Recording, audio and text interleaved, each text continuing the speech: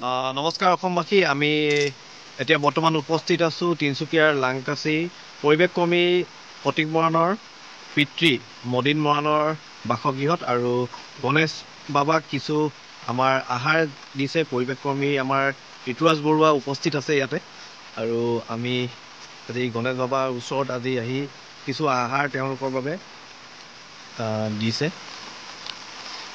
আৰু গণেশ বাবাৰ আশীৰ্বাদ বিচাৰি আমাৰ লগত পৰিৱেশ সুৰক্ষা সমিতিৰ কেন্দ্ৰীয় সভাপতি ঋতুৰাজ বৰুৱা আছে, ফটিক মৰাণ ডাঙৰীয়া আছে, আমাৰ তিনিচুকীয়া জিলা সমিতিৰ পৰিৱেশ কৰ্মী, আৰু বিচিত্ৰ বৰঠাকুৰ ডাঙৰীয়া আছে।